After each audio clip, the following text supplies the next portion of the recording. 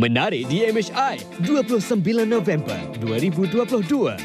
Lama tapi masih berbisa. Mengimbau nostalgia seni. Gabungan muzik rock Musme dan Mankidal. Penyakit bawaan air dan makanan. Apakah puncanya? Informasi kesihatan. Mengambil inspirasi dari luar negara. Ilham pemiliknya yang membawa kepada seni tradisional kafe yang menakjubkan. Segalanya yang menarik hanya di MHI. Ya, Assalamualaikum. Apa khabar semua? Selamat pagi. Ini Malaysia hari ini untuk kami bawakan kepada anda edisi 29 November 2022. Hari ini hari Selasa. Semua sihat ya, baik-baik saja hendaknya. Dan itu antara perkembangan yang kami nak kongsikanlah sepanjang 1 jam siaran pada pagi ini. Semalam dah cuti kan? Ya. Tapi ada juga yang bekerja semalam. Tak apa, mungkin nanti syarikat kalian akan tukarkan. Gantilah. Gantilah. Sebab kadang-kadang last minute ni tak boleh adjust. Apa dia dengan semua sihat hari ini, hari Selasa. Ceriakan diri anda. Dan hari ini kita juga nak bagikan sedikit informasi. Kita belajar sikit lah English hari ini ni kan. Kita nak kongsikan, tadi kita dah cakap dah, berkenaan dengan penyakit bawaan air. Sebab kita nak bagi persiapan awal, persediaan awal. Kadang-kadang bila dah banjir baru kita nak bincang. Betul. Tak boleh ni sebelum lah kan. Dan kalau boleh kita jadikan apa yang berlaku setahun yang lepas pada bulan Disember dan penghujung bulan November sebegini sebagai satu pengajaran. Kerana mungkin pada penghujung tahun lepas kita dalam keadaan yang agak kurang bersedia kan menghadapi musibah tersebut. Dan kali ini lebih elok untuk kita terus melakukan persiapan dan banyak perbincangan dan juga pengetahuan baru yang akan kami bawakan. Tapi sekarang ni Fariha, kita nak bernostalgia ni. Apa saya cakap ni? Okey. Nostalgia tu. Nostalgia seni lah. Ini pastinya kalau cakap berkenaan dengan nostalgia, kita nak bawa kalian ke teruang masa yang 80-an. Wow. Kan? Teruang masa teruang masa. Ini berkenaan dengan Mankidal. Siapa tak kenal? Kenal sangat ni. Kan? Dan Mankidal ni kalau gandingannya, lawannya kalau dari pula lah. Kalau dari sudut vokal, dari sudut vokal adalah Abang Musme. Kan? Siapa tak kenal Musme kan? Kalau misalnya peminat-peminat rock tanah air 80-an memang pastinya ini cukup nama besar, nama yang cukup besar. Baik, apapun kita nak berkenalan dulu sedikit introduksi berkenaan dengan nostalgia seni kita pada hari ini. Musme dan juga Mankidal.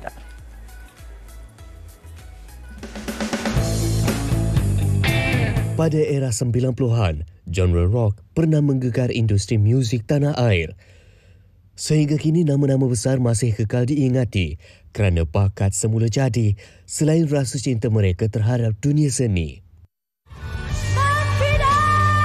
Abdul Rahman Mahmud atau dikenali sebagai Mankidal mula bergiat aktif dalam bidang muzik ini sejak tahun 1979. Ketika itu dia menganggotai kumpulan The Left-Handed dan kemudiannya ditukarkan kepada kumpulan Left-Handed. Gelaran kidar yang diperolehinya adalah kerana kehandalannya bermain gitar dengan menggunakan tangan kiri. Bukan itu sahaja, Mankidal juga berbakat dalam mencipta lagu, terutama untuk kumpulannya sendiri. Antara lagu-lagu hasil ciptaannya adalah The Bunga Pelangi, Kenangan Bersamamu dan Legenda Cinta. Sudah 43 tahun berada dalam industri muzik tanah air, masih kekal utuh.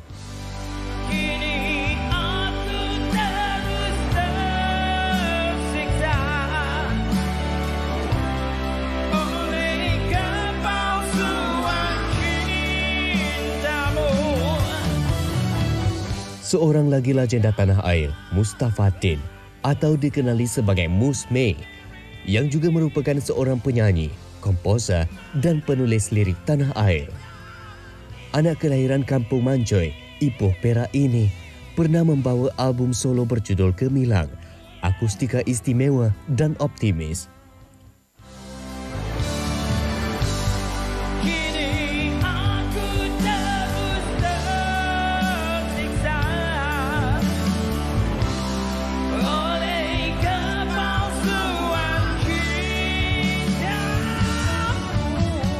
Pada tahun 2020, nama Musme kembali dijulang selepas menyandang naib juara dalam sebuah pertandingan reality TV tempatan.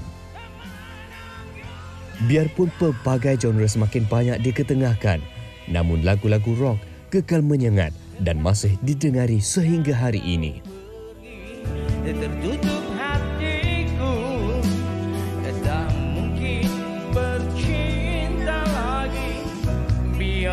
sendiri.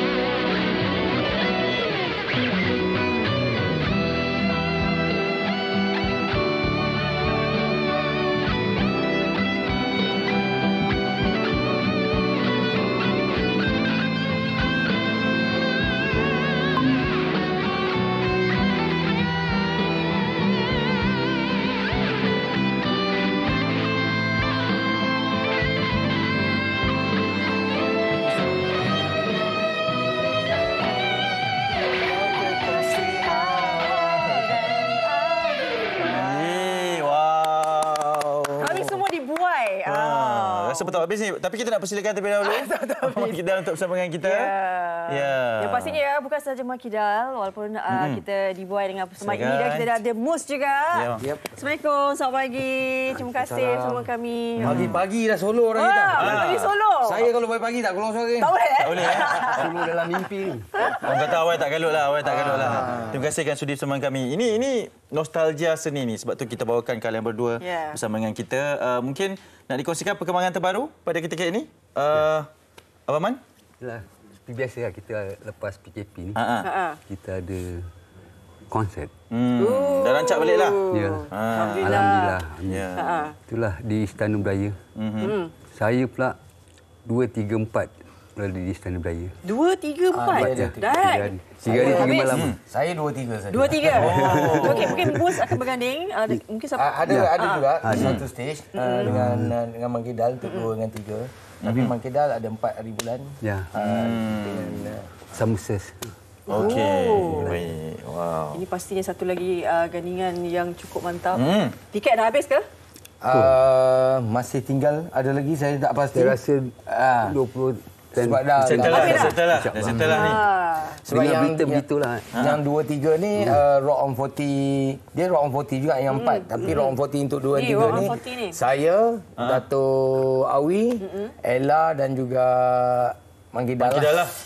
Inilah dia ya. Oh, ini Rock on memang 40. The Legends lah. Ini memang legend lah. Betul. Saya tengok pun dah ramai dah yang mula post story apa semua kan. Tak sabar nak pergi.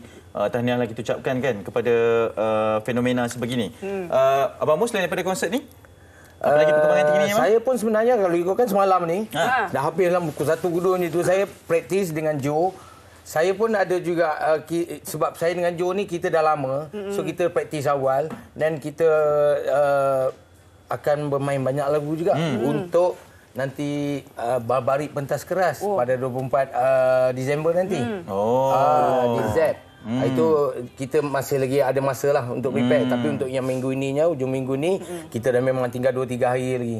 So kita dalam prepare untuk sound check mungkin Touch-up sikit lah.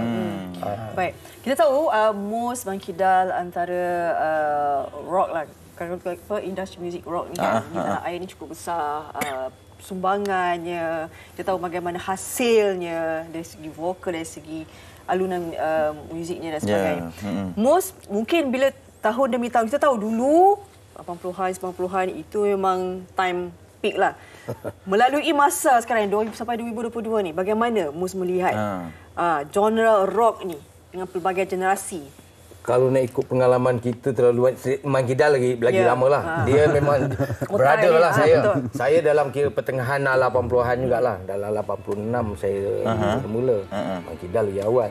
Tapi walaupun saya rasa timing saya kemudian tahun 86, tapi rasanya sehingga ke 2020 ni berbagai-bagai yang kita tempuh. Lebih kurang masa yang sama. Sama lah. juga. Sama. Lebih kurang lah, tapi mungkin musim awal yang sama sikit lah. lah. Cuma kita lebih awal sikit. Aura rock tu dari dulu sampai sekarang, perubahannya macam mana? Dia perubahan tak terlalu ketara. Tapi kita masih lagi dengan format yang sama, masih lagi dengan penampilan yang lebih kurang sama. Ada sikit-sikit lah kita kena ikut arus sebab muzik memang macam tu kan, dia akan ada perubahan daripada semasa ke semasa. Tinggal lagi kalau kita nak samakan dengan yang pendatang baru, ada perbezaan lah. Kalau grup baru atau maksudnya rock baru dengan rock lama tu sedikit berbeza lah. Ada berbeza, harus berbeza. Kadang-kadang ada juga yang budak-budak baru dia nak main macam level kita, batch kita.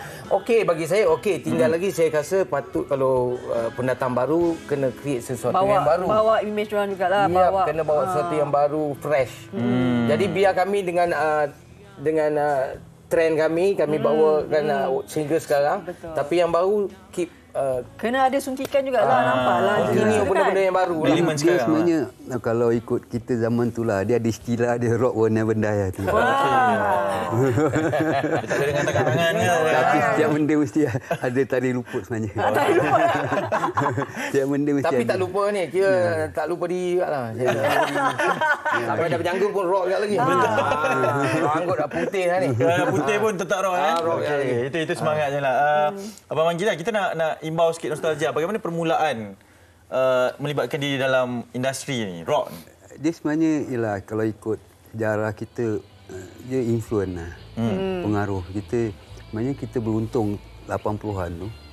Sebenarnya kita pengaruh rock tu dan di Malaysia ada fenomena. Di zaman Battle of the Band dulu. Itu tahun berapa? Tahun 83, 82 itu. Awal-awal. Pakai pampers lagi. Fenomena tu. Maksud saya tu fenomena tu peminat kita maksudnya macam sikit lagi muda. Diorang masih sekolah, universiti dan tengok kita. Yang best sebab tu kita berada sampai sekarang ni. Kau peminat kita semua yang dah berubah dan establish, diorang masih ingat lagi, maksudnya nostalgia kita lah. Itu sebab kita masih ada konsert. Dan konsert ni pun sebenarnya ialah nostalgia lah. Tapi seronok lah bila kalian berada pentas, kalian boleh nampak tau macam, oh ini lautan muda, yang ni yang lautan yang berusaha kan. Betul. Itu macam, tapi nyanyi lagu yang sama. Yang sama, betul. Kita di antara muzik yang baru nak naik dan juga kira muzik yang yalah antara pertengahan tu jugalah. Jadi kita boleh bawa benda tu sehingga sekarang masih lagi kira relevan. Bawa kita nak solo terus. Itulah. Gaya nak style lah. Masih relevan lagi bang maksudnya. Jadi di situ yang kita kata kadang-kadang macam bernasib baik jugalah. Betul. Sebab apa yang kita bawa daripada awal-awal penglibatan kita ataupun daripada awal kita orang remaja dulu sehingga kita umum macam ni, apa yang kita buat, apa yang kita minat tu masih relevan lagi. Okey, tu nak tanya sebab cakap tadi dari remaja sampai ke sekarang ni kan. Kalau nak maintain dipilih satu, maintain je gaya maintain. Muka maintain. Suara apatah lagi kan. Ini pun dah pertengahan juga ni. Ada awal lagi. Ada lagi. Tapi maintain. Itu yang satu benda keunikannya kan. Kalau bagaimana keluarga, macam kadang-kadang kan kita kan kalau ada anak sama, ayah ni rock je kan. Macam mana tu nak mentor mana? Kalau sekolah yang lain tak macam ni pun. Macam tu lah. Kalau ikut macam mak saya dulu, kakak-kakak saya awal-awal masa belasan tahun lah, masa bawah 25 tahun saya belum kira popular lah. Belum kita ada dalam industri yang kira sekarang ni. Macam dia orang kalau tengok kita nak keluar dengan pakaian kita dengan saya kadang-kadang saya bila buka lagu saya menyanyi memang dia orang marah lah. Apa ni kan macam kutu lepak lah apalah kan. Tapi memang trend kita masa tu macam tu. Jadi kita ikut arus remaja kita tu macam tu. Tapi bila kita teruskan dan kita sampai ke satu peringkat yang kira berjaya masa tu, pertengahan dulu berjaya dan sekarang dah bukan lagi tahap jaya, dah tahap yang legend. Kita orang dah kira inilah track kita, inilah kehidupan kita. Jadi sebenarnya keluarga dan saudara mara pun kebanyakannya rasa bangga sebab apa yang kita buat, apa yang kita minat daripada kita zaman kecil remaja, kita bawa sampai ke kita dah dewasa, sampai ke umur dah macam ni pun kita masih lagi kira boleh cari makan lah kata orang. Sangat. Makina tadi senyum, dia ada jawapan itu. Tambah sikit bang. Belanan sikit. Saya memang dari didikan keluarga untuk muzik. Daripada maksudnya 8 tahun. So kalau cerita pasal keluarga saya dah ada 13 cucu sekarang. Okey. So bagi keluarga saya pula dia memang dah masuk biasa lah. Cucu-cucu pula dia memang saya bawa mana-mana. Jadi dia orang dalam 2-3 hari tak jumpa, tak buat show, boleh ada yang mengajuk kat. Dia pernah pergi show ni. Tahap macam tu yang best tu. Dia akan cakap kita rockers. Okey. Kita nak ucapkan terima kasih banyak-banyak sebab sudi bersama dengan kita. Abang Mus ada permintaan sikit, ramai komen ni. Kata nak dengar suara pagi-pagi ni sikit. Pagi-pagi tak boleh lah. Sikit-sikit je dia kata. Saya tak tidur lagi. So daripada semalam saya ada praktis dengan Joe sampai pukul berapa? Biasalah kita praktis takkan memang daripada awal kita start pukul 9, pukul 10 tapi habis dalam pukul 1, pukul 2 begitu. Faham. Sebab kita akan sikit-sikit. Hari ni ada praktis lagi. Kalau nak tengok datanglah konsert. Itu yang sebenarnya. Itu je nak suruh cakap yang itu je. Apa macam nak pergi ni? Ada boleh lagi ke? Konsert ni dia itu tujuannya pegang telefon dia tadi. Kalau nak suruh ingat memang tak boleh ingat dah. Memori saya ni dianjurkan oleh Menara Network. So satu dia boleh kontak, boleh pergi ke laman menaranetwork.com ataupun Facebook, Instagram, TikTok dan YouTube menaranetwork.com. Ataupun kalau nak direct call pun boleh juga 019 972 9288. Dia ada 3 nombor ni, kena sebut 3 sekali. Okey, silakan. Okey, tadi yang pertama, yang kedua 019 451 9288. Okey. Dan yang ketiga 019 88 79288. Okey. So yang tu boleh direct.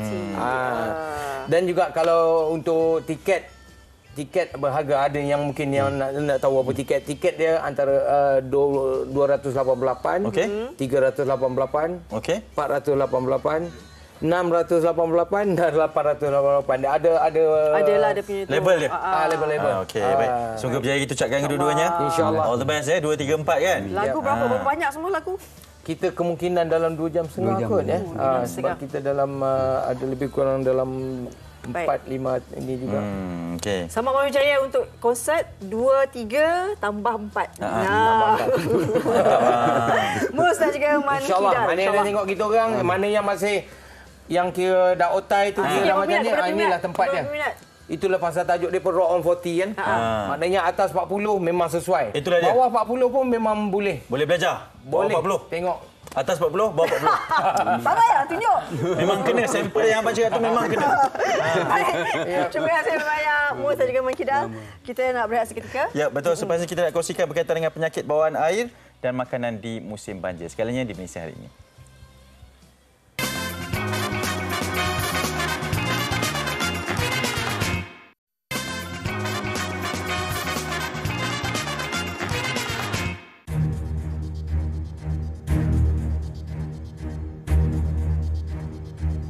Penyakit bawaan air dan makanan atau food and waterborne disease berpunca daripada jangkitan kuman yang terdapat dalam makanan dan minuman yang sudah tercemar. Penyakit ini lazimnya menjangkiti individu ketika musim banjir disebabkan oleh sampah sarap serta lumpur. Selain itu, takungan najis keluar bersama-sama limpahan air yang tercemar juga boleh mengakibatkan pelbagai jenis penyakit berjangkit.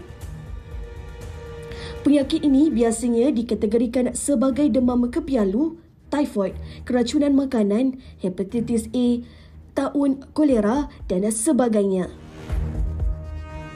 Lebih menakutkan apabila individu yang terdedah secara langsung atau termakan dan terminum daripada sumber makanan dan minuman sudah tercemar boleh menyebarkannya kepada orang sekeliling. Keadaan persekitaran yang kotor seperti kehadiran lalat, lipas dan tikus juga menjadi faktor utama sehingga boleh menyebabkan kematian. Antara simptom utama penyakit ini adalah cirit-birit, muntah, sakit perut, demam dan sekiranya teruk, pesakit boleh mendapat gejala dehidrasi seperti keletihan, tekanan darah rendah dan pingsan.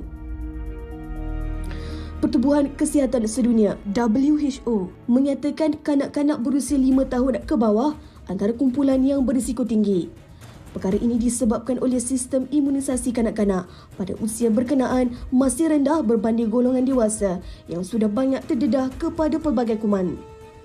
Bagi mengurangkan risiko dijangkiti kuman penyakit bawaan air, kita perlu sentiasa meningkatkan amalan kebersihan diri, pengambilan serta penyediaan makanan dan minuman yang selamat serta amalan penggunaan tandas dan sanitasi yang baik. Buang dan bersihkan sampah di kawasan rumah untuk mengelakkan pembiakan tikus. Tutup luka di tangan dan kaki dengan plaster atau balutan kalis air ketika melakukan kerja pembersihan. Jangan bermain air atau lopah air semasa dan selepas banjir. Mencegah adalah lebih baik daripada merawat. Baik. Itu sedikit informasi yang kami kongsikan untuk pencegahan awal. Ya. Mencegah lebih baik daripada merawat. Jadi apapun kita nak bincangkan berkenaan dengan penyakit bawaan air dan juga makanan ketika musim banjir. Walaupun cuaca sekarang kan kata tak hujan lagi ni. Janganlah macam tu, kita persiapan awal. Ya, dan persediaan juga yang diperlukan. Dan untuk itu berbicara berkenaan dengan topik ini, kita nak bawakan secara dalam panggilan video adalah Dr. Ahmad Riyad Mazli, pakar perubatan kesihatan awam bahagian kawalan penyakit daripada Kementerian Kesihatan Malaysia KKM. Assalamualaikum, selamat pagi Doktor. Waalaikumsalam warahmatullahi wabarakatuh. Ya, terima kasih kerana bersama dengan kami.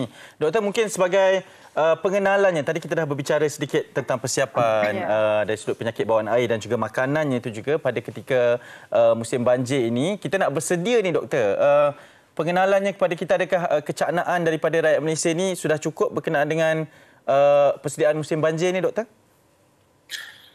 Baik, seperti mana yang kita tahu penyakit berkaitan makanan dan air ni, dia adalah yang boleh merebak melalui makanan dan minuman lah. Tentang sama ada kecaknaan ataupun tidak, itu bergantung kepada masyarakat itu sendirilah. Dan kita sebagai KKM kita meneruskan segala kempen, penerangan dan apa saja yang kita boleh lakukan kepada masyarakat agar penyakit ini dapat kita bendunglah pada musim banjir ini. Dan kita pastinya kalau misalnya musim banjir kan, kebanyakan mangsa banjir ini akan dipindahkan ke pusat pemindahan sementara. Jadi bagaimana mungkin doktor sendirilah ada satu nasihat juga kepada ibu bapa. Kadang-kadang bila kita dah duduk satu pusat pemindahan tu, kita dah tak terkawal dah pergerakan anak tu sendiri, macam mana kebersihan anak tu sendiri kan.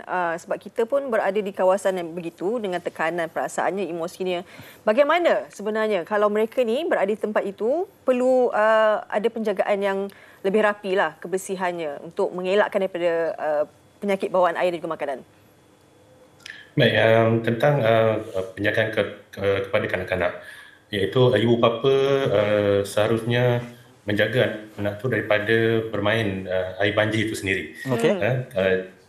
Satu utamanya lah sebab air banjir itu sendiri mengandungi pelbagai jenis kuman-kuman yang kita tidak ketahui lah di dalamnya. Ada kekotoran daripada najis daripada bangkai-bangkai binatang So itu yang utamanya. Yang keduanya, apabila di pusat pemindahan, kita sebagai ibu bapa kita kena pastikanlah makanan-makanan yang kita dan minuman yang kita bagi pada anak-anak kita itu mestilah makanan dan minuman yang telah dimasak, yang bersih dan tidak makanan yang terbiar lama lebih daripada 4 jam supaya kita boleh mengelakkan kejadian-kejadian keracunan makanan dan perbakan penyakit-penyakit seperti inilah. So itu antara perkara utama yang perlu dijagalah tentang makanan dan minuman kepada keluarga di pusat-pusat pemindahan dan juga termasuk kepada anak-anak lah. Selain daripada itu juga anak-anak dan juga keluarga yang berada di pusat pemindahan seharusnya sentiasa menekankan kebersihan diri, membasuh tangan secara kerap, terutamanya selepas keluar daripada tandas, menguruskan makanan supaya kita boleh bendung penyakit-penyakit seperti inilah yang mungkin berlaku di pusat-pusat pemindahan. Ya, doktor melihat kepada penyakit bawaan air itu sendiri, apa pemahaman yang perlu kita ketahui doktor, macam mana sebenarnya ianya berjangkit, bahayanya, risikonya doktor macam mana? Kita selalu mengaitkan penyakit air ini dengan makanan sekali sebab itu adalah sesuatu yang kita masukkan dalam kita menjadikan kita semua makanan dan minuman. So dia biasanya itu sekali dan dia merebak melalui fecal oral lah, yang kita katakan fecal oral, maknanya melalui makan dan juga najis yang kita keluarkan. Jika kita tak menjaga kebersihan apabila berurusan dengan perkara seperti ini, dan ia boleh menyebabkan perebakan lah kepada masyarakat lah dan keluarga, walaupun sama ada di pusat pemindahan atau selepas banjir. Okay.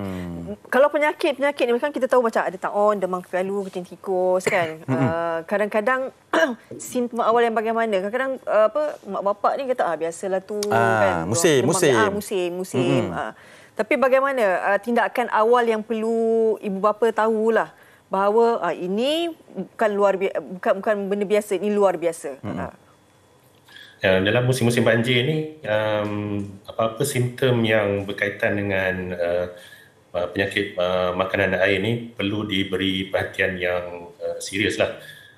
So jadi ibu bapa perlu lebih peka sebab kadang-kadang apa yang kita sangka tu simptom yang sikit-sikit je tu mungkin boleh menjadi lebih teruk dalam masa beberapa jam sahaja. So cerit-berit, muntah-muntah, sakit perut dan sebagainya. Itu mesti diberikan perhatian yang sangat-sangat serius. Sebab kita tahu dalam musim banjir ni penyakit ini mudah merebak. Jadi kita tak boleh nak leka lah dalam keadaan macam tu. So, jadi bila ada tanda-tanda itu, dapatkan rawatan dan segera. Jangan dibiarkan sampai berhari-hari. Doktor, kalau dalam masa satu hari, maksudnya macam hari keberapa yang perlu ni? Kita tahu macam hari pertama tu, mungkin hari kedua tu ada lagi kan berlakutan kan? Hari keberapa yang sepatutnya dah tahu dah? Ini tak boleh dah ni. Tak boleh dah ni. Tak boleh bergantung pada ubat dah ni. Tak boleh beberapa hari dia asalkan ada tanda tu dapatkan rawatan segera. Terus. Kita tak tahu. Ini sindrom mak-mak lah ni. Yalah, mak-mak kadang-kadang ubat dulu, abang kan ubat dulu. Cek on lah apa semua. Sikit je ni. Okey, doktor, kita berbicara berkenaan dengan persediaan ini. Mungkin kita pada tahun ini lebih banyak perbincangan untuk persediaan menghadapi musim ini kan.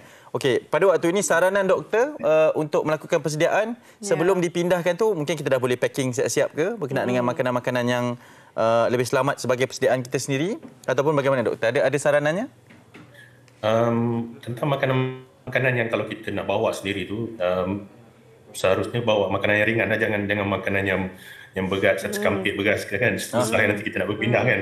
Kalau makanan lantin ke makanan yang segera yang cepat, mudah kita nak bawa, okey boleh bawa, tapi jangan pula nanti kita terbawa makanan yang dah pernah terendam dalam banjir. Tu jangan dibawa pula ya. Itu satu tentang makanan yang dibawa. Dan yang kedua sentiasalah jaga kebersihan di pusat-pusat pemindahan tu. Dan yang ketiga, apabila selesai banjir tu nanti mungkin ada berlaku bekalan air terputus. Jadi pastikan bekalan air yang kita nak dapatkan masa nak memasak ketika mula berpindah balik tu, pastikan air tu air yang bersih, air yang dimasak, makanan pun makanan yang dimasak, supaya kita tidak terkenalah penyakit-penyakit makanan dan air ni lah. Okey. Doktor, saya ada soalan ni. Tadi kan ada beberapa visual kita kongsikan kan. Masa tu kan banjir, tapi air dah surut sikit. Tapi nak menjaga juga ni. Sebab lapar, hujan, sejuk. Orang makan tu kaki rendam dalam air banjir. Macam mana doktor? Tu macam mana? Itu sepatutnya tidaklah digalakkan lah. Sebab dalam air banjir itu sendiri ada macam-macam kuman yang kita tidak ketahui. Namanya leptospirosis ke kita tak tahu.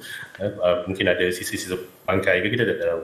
Jadi sebenarnya elakkanlah kejadian ini. Sebab bila dalam keadaan jenis air yang diterima tu mungkin mudah termasuk dalam makanan ataupun minuman yang kita sediakan di kedai-kedai itu. Yelah, kita tak tahu kan, konsepnya memanglah nak buka kedai secepat yang boleh kan. Tapi dari sudut nak mengenyangkan perut tu, kat bawah tu pula yang terdedah kan dengan banjir. Okey doktor, bercerita berkenaan dengan persiapan penyakit bawaan air dan juga makanan di musim banjir ini, dari pihak Kementerian Kesihatan sendiri dari sudut menyampaikan informasinya kepada orang ramai pada ketika ini di tahap mana doktor? Kita memang melakukannya pada setiap masa dan ketika lah. Kita ada saluran Telegram, kita ada saluran Facebook ya. Di dalam tu ada kita berikan pelbagai petua dan juga panduan kepada masyarakat tentang bagaimana nak menjaga kebersihan supaya untuk mengelakkan penyakit makanan dan minuman air ni lah. Jadi selain daripada itu, apabila berlaku banjir di pusat-pusat pemindahan, kita juga akan ada wakil-wakil daripada pejabat kesihatan daerah akan pergi ke tempat-tempat pusat-pusat pemindahan sementara ini untuk memberikan peringatan dan juga panduan kepada mereka yang di pusat pemindahan supaya menjaga kebersihan, pastikan makanan bersih, dimasak sebagainya lah. Dan kalau misalnya banjir dah surut kan kita tahu doktor, kadang-kadang kita bergotong royong untuk bersihkan tempat kan dan sebagainya, sampah sarap. Itu pula bagaimana? Mungkin sebenarnya ada cara yang lebih baik kan. Kadang-kadang kita pakai slipper je doktor. Betul. Money and done je. Jangan marah sangat. Tak. Betul, kadang-kadang kita nampak. Okey, tentang membersihkan sampah-sampah sarap pertama kita mesti buat penyelarasan dengan pejabat pihak berkuasa tempatan agar kita boleh pertama kita kumpulkan sampah tu di satu tempat yang telah disetujui bersama lah. Itu yang paling penting. Jika tidak ada, dan kita pastikan sampah tu dikumpulkan, dan apabila kita nak menguruskan sampah tersebut, kita kena pastikan bahawa kita sebaik-baiknya pakailah boot yang high cut sikit tu, supaya kita boleh mengelakkan daripada luka ke, tersepak sesuatu yang tajam ke, dan pakailah sarung tangan yang tebal sikit tu lah supaya kita jangan supaya kita tak terluka lah tangan kita dan menyebabkan kita mendapat penyakit yang lain pula lah, jangkitan lain. Selain daripada tu macam-macam lah, mungkin ada benda-benda tajam, mungkin ada haiwan-haiwan berbisa yang mungkin ada dalam tu. Selain daripada tu kita mungkin terpegang kotoran-kotoran juga, dan juga kuman yang mungkin ada di situ lah. Dan selepas kita dah membersihkan kawasan itu, selesai kerja itu, kita kena pastikan bahawa kita basuh tangan, jaga kebersihan diri, mandi dengan air yang bersih lah. Okey. Baik doktor, terima kasih banyak di atas pencerahan ini.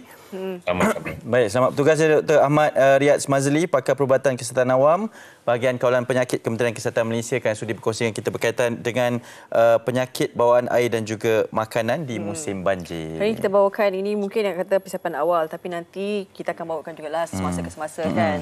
Kadang-kadang kita lupa macam makanan tu jangan terdedah. Makanan yang terdedah lebih 4 jam sebenarnya dah tak boleh ambil. Dah tak boleh dah kan. Itu kena mak-mak kena tahulah mak-mak kena tahu.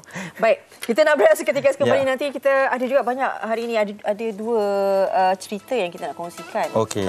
Nantinya berkaitan dengan kafe je lah. Ni pasal makanan lagi lah kan. Ya. Okey, berteriak seketika. Terus bersama kami di Malaysia Hari Ini.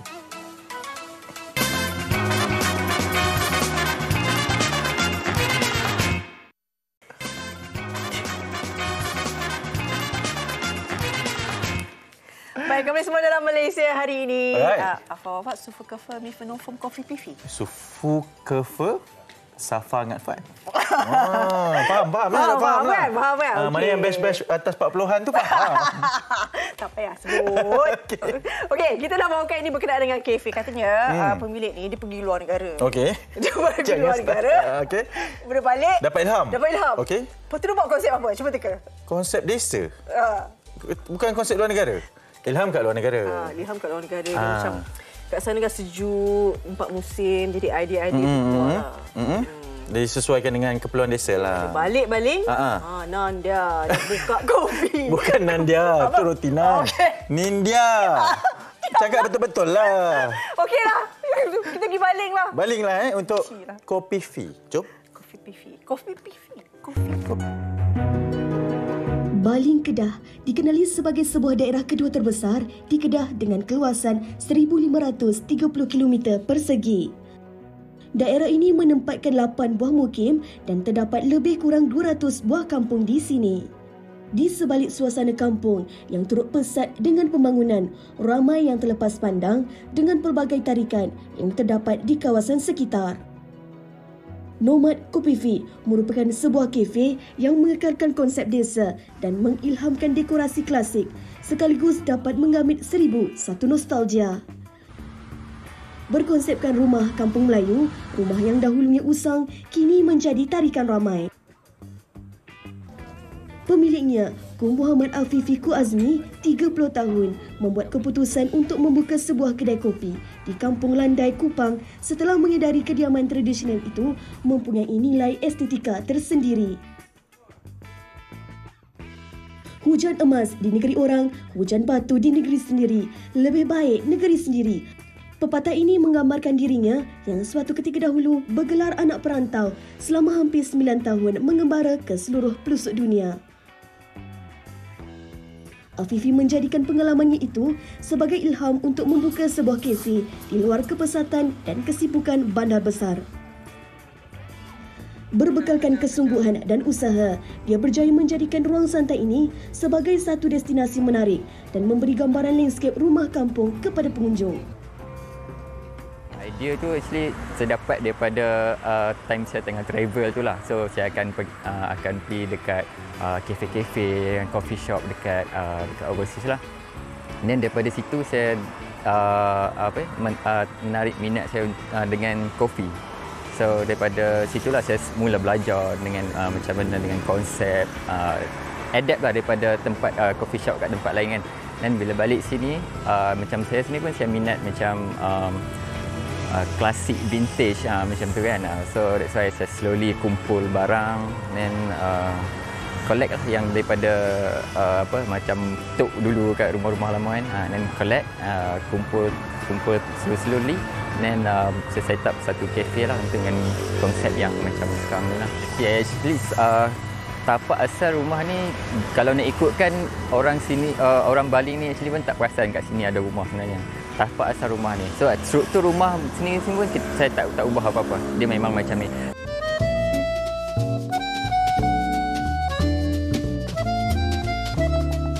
Di samping dapat menghirup secawan kopi, dengan dikelilingi panorama menghijau, kafe ini juga turut menyediakan masakan barat seperti pasta, pastry, burger dan pelbagai jenis pencuci mulut bagi memperkenalkan makanan berlainan cita rasa kepada penduduk kampung.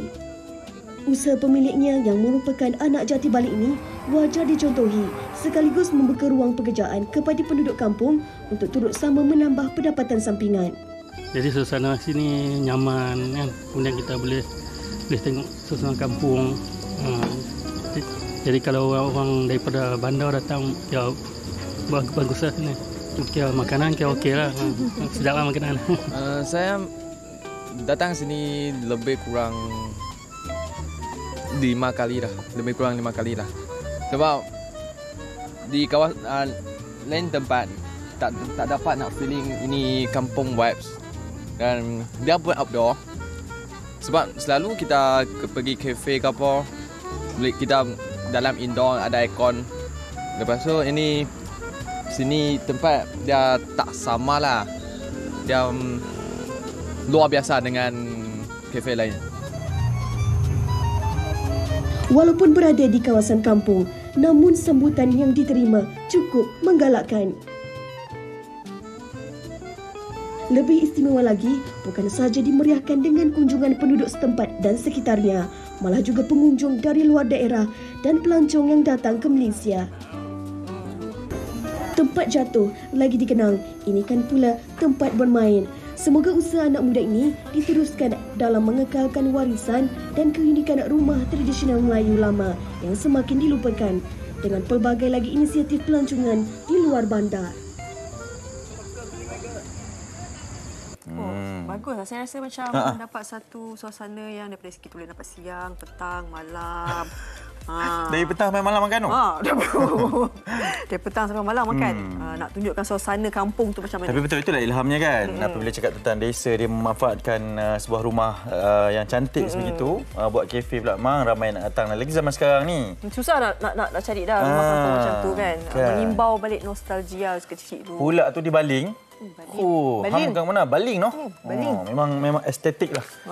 Itu anda boleh pergi nanti. Tapi sekarang kita nak kongsikan satu lagi bingkisan ini. Ini persaingan untuk industri ataupun penggiat-penggiat seni ini. Akan ada satu lagi penganjuran pertandingan kan? Festival Filem Malaysia yang ke-32. Jadi nanti ini baru sidang media. Okey.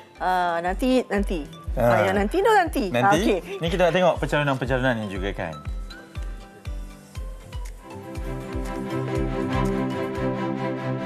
Bertempat di salah sebuah hotel di Ibu Negara, Perbadanan Kemajuan Filem Nasional Malaysia (FINAS) menganjurkan Majlis Sidang Media kedua Festival Filem Malaysia FFM 32. Majlis Sidang Media yang berlangsung memberi penerangan berkenaan informasi terkini FFM 32 serta pengumuman nama 5 terbaik dan berjaya tersenarai untuk memenangi kategori yang telah dipertandingkan. Acara nasional berprestij ini merupakan inisiatif pihak kerajaan membangunkan platform festival filem nasional dengan mengiktiraf dan meraihkan kecemerlangan karyawan industri perfilman tanah air. Usaha ini turut disambut baik oleh penggiat seni. Okey, saya dah lama tak berada di dalam anugerah-anugerah yang berprestij macam ni. So bila saya dijemput untuk yang ini, saya lihat banyaklah pembaharuan yang ada. Dan saya nampak apabila dia memberitahu buat pertama kalinya mereka membuat senarai top 5 bagus sebab tak adalah macam pelakon-pelakon tertunggu-tunggu adakah dia masuk top 5 atau tidak kan, tapi bila dia buat macam ni sekurang-kurangnya ada persediaan daripada setiap artis dan saya harap festival filem yang ke-32 ni pembaharuan yang akan dibuat daripada segi persembahan, daripada segi motif dan juga tema yang nak disampaikan tu dapat achieve the target. InsyaAllah kita akan mewarnai citra kita. Selain itu, terdapat pelbagai kelainan yang dibawa oleh FFM 32 menyaksikan pelbagai kategori baru yang diperkenalkan. FFM kali ini kelainannya adalah satu, kita memperkenalkan short film, anugerah short film dan juga anugerah international film. Short film ni kita kenalkan untuk membangunkan lagi industri perfilman and then menggalakkan penerbit-penerbit baru untuk menceburi dalam bidang perfilman. Short film ni adalah satu tangga kejayaan untuk pergi feature film. Media Prima Omnia tercalon bagi kategori filem pendek terbaik menerusi filem Tiga Sekawan. Filem ini mengisahkan 3 sekawan, Faiz, Achong dan Danish yang bersatu semula di kampung mereka untuk menyambut Hari Kebangsaan.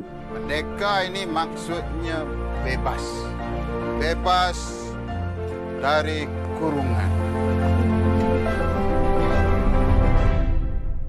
Sejak beberapa tahun ini, filem yang dihasilkan oleh anak Malaysia menunjukkan kualiti yang setara luar negara. Pengiktirafan dan penghargaan seperti ini pasti akan melahirkan lebih ramai penggiat seni yang berwibawa.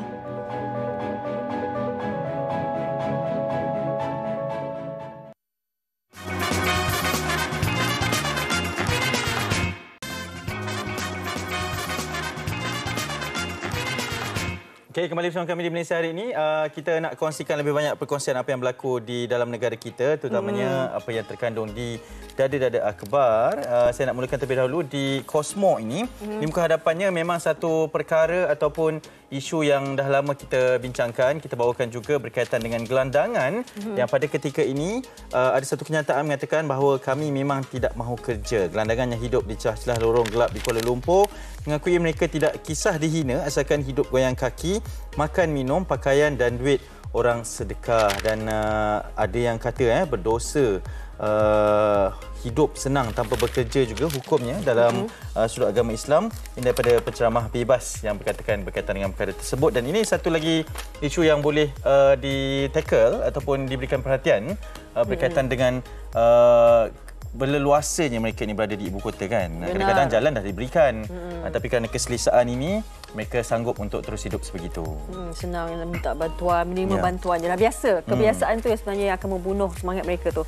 Baik, di Harian Metro saya nak pilih di muka surat yang ketiga, boleh tak? Harapan ni tanah tinggi bebas lisan, tapi saya nak berkenaan dengan judi Piala Dunia Qatar 2022.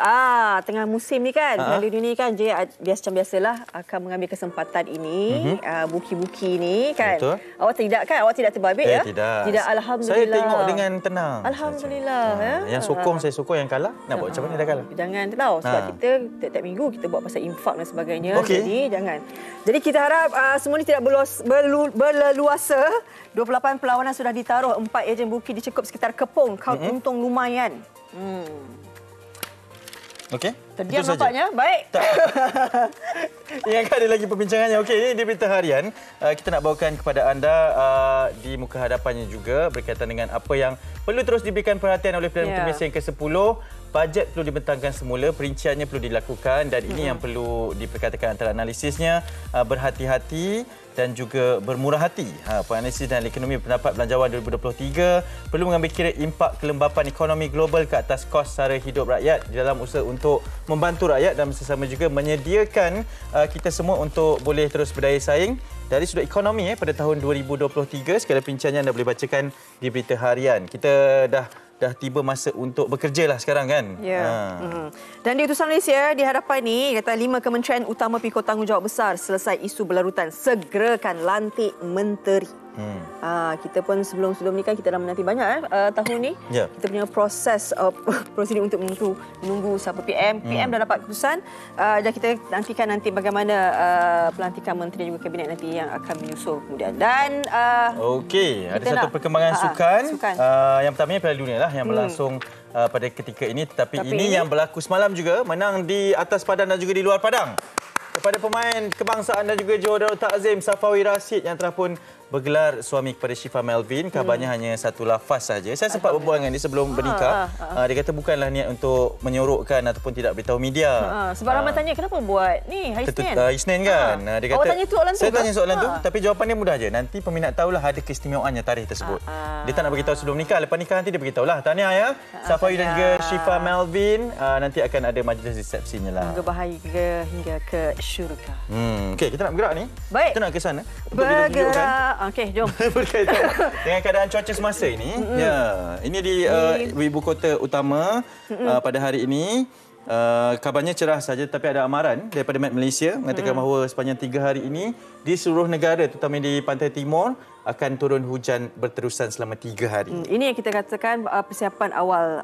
Kalau misalnya di lokasi-lokasi terbabit yang telah diberikan amaran itu, buat persiapan awal seperti mana, dokumen penting dan sebagainya. Kita takut kan kalau kawasan tu mudah mendinaiki air, kadang-kadang banjir kilat ni pun bermasalah juga. Betul. Kan kita tak jangka. Jadi itulah dia yang kita kongsikan supaya adanya persiapan awal. Betul.